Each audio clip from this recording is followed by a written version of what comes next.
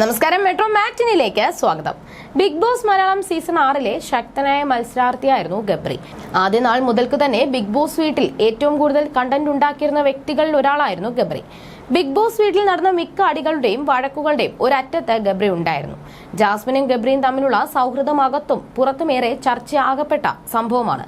അതുകൊണ്ട് തന്നെ ബിഗ് ബോസിൽ നിന്നുമുള്ള ഗബ്രിയുടെ പുറത്താകൽ സഹതാരങ്ങൾക്കും പ്രേക്ഷകർക്കും ഒരുപോലെ ഞെട്ടൽ ഉണ്ടാക്കുന്നതായിരുന്നു. പുറത്തു വന്ന ശേഷം ഗബ്രി ജാസ്മിനെ കുറിച്ച് പറഞ്ഞ വാക്കുകളും നേരത്തെ ചർച്ചയായിരുന്നു. Bigg Boss Malayalam season 6 wild കാർഡായി എത്തിയവരിൽ ശ്രദ്ധേയമായ മത്സരം കാഴ്ചവെച്ചിട്ടുള്ള ഒരാളായിരുന്നു DJ സിബിൻ. കൂടെ വന്ന വൈൽഡ് കാർഡുകളെക്കാളും വീടിനുള്ളിൽ ഉണ്ടായിരുന്നവരെക്കാളും മികച്ച ഗെയിമുകൾ കാഴ്ചവെക്കാൻ സിബിന് സാധിച്ചു. ബിഗ് ബോസിൽ കയറി ആഴ്ചകൾ മാത്രമാണ് സിബിൻ വീടിനുള്ളിൽ നിന്നത്. മോഹൻലാൽ വന്ന വീക്കെൻഡ് എപ്പിസോഡിന് പിന്നാലെ മാനസികമായി തകർന്ന സിബിൻ കൺഫെഷൻ റൂം വഴി പുറത്തേക്ക് പോകുകയായിരുന്നു. എന്നാൽ പുറത്തെത്തിയതിനു പിന്നാലെ തന്നെ ബിഗ് ബോസ് പുറത്താക്കിയതാണെന്ന നിലയിലാണ് സിബിൻ സംസാരിച്ചത്. ഇപ്പോഴത്തെ സിബിൻ പുറത്തായതിനെ കുറിച്ചും ഹൗസിൽ വെച്ച് എന്താണ് നടന്നതെന്നതിനെ കുറിച്ചും പ്രതികരിക്കുകയാണ് ഗബ്രി. ഗബ്രിയുടെ വാക്കുകൾ ഇങ്ങനെ: മിഡിൽ ഫിംഗർ കാണിച്ചിരുന്നു സിബിൻ. അപ്പോൾ ആരും പ്രതികരിച്ചിരുന്നില്ല. എന്നാൽ ആ ഒരു കാരണം കൊണ്ടല്ല സിബിൻ പുറത്തായത് സിബിന് പോണമെന്ന് പറഞ്ഞത് കൊണ്ടാണ്. ഞാൻ സിബിന്റെ അടുത്ത് പോയി സംസാരിച്ചിരുന്നു. എന്താ സിബിനെ പറ്റിയത് എന്ന് ചോദിച്ചപ്പോൾ എനിക്ക് നിൽക്കാൻ പറ്റില്ല, പോണമെന്നാണ് പറഞ്ഞത്.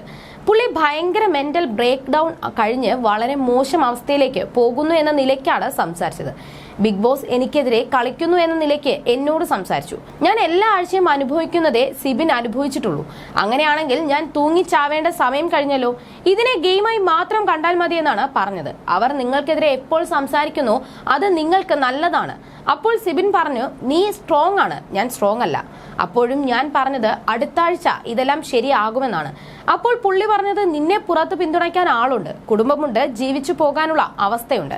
പക്ഷെ എനിക്ക് അങ്ങനെയല്ല. എനിക്ക് എന്റെ മകന് പൈസ കൊടുക്കണം, അപ്പന്റെയും അമ്മയുടെയും കാര്യങ്ങൾ നോക്കണം. അതുകൊണ്ട് മോശം ഇമേജ് വന്നാൽ ശരിയാവില്ലെന്ന് പറഞ്ഞു.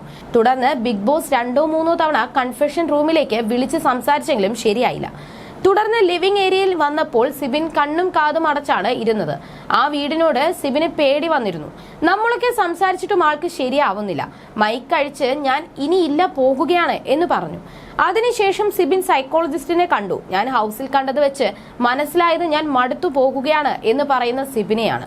അതിനുശേഷമാണ് സിബിൻ പോയത്. ഒരു പ്രാവശ്യം കൺഫെഷൻ റൂമിൽ പോയി കളിക്കാമെന്ന് തിരിച്ചു വന്നു. എന്നാൽ ശരിയായില്ല. പുള്ളി പൂർണ്ണമായും കട്ടായി വീണ്ടും കൺഫെഷൻ റൂമിലേക്ക് പോയി.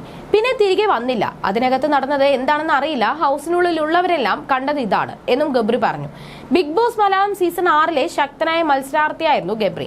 ആദ്യ നാൾ മുതൽ തന്നെ ബിഗ് ബോസ് വീട്ടിൽ ഏറ്റവും കൂടുതൽ കണ്ടന്റ് ഉണ്ടാക്കിയിരുന്ന വ്യക്തികളിൽ ഒരാൾ കൂടിയായിരുന്നു ഗബ്രി. എന്നാൽ ജാസ്മിനും ഗബ്രിയും തമ്മിലുള്ള സൗഹൃദമാണ് അകത്തും പുറത്തും ഏറെ ചർച്ചയാക്കപ്പെട്ട സംഭവം. അതുകൊണ്ട് തന്നെ ബിഗ് ബോസിൽ നിന്നുമുള്ള ഗബ്രിയുടെ പുറത്താകൽ സഹതാരങ്ങൾക്കും പ്രേക്ഷകർക്കും ഒരുപോലെ ഞെട്ടലുണ്ടാക്കുന്നതായിരുന്നു.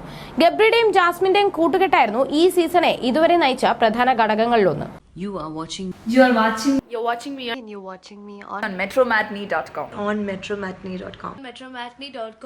metromatney.com. Subscribe for more videos. Subscribe here for more videos. Subscribe now. Thank you.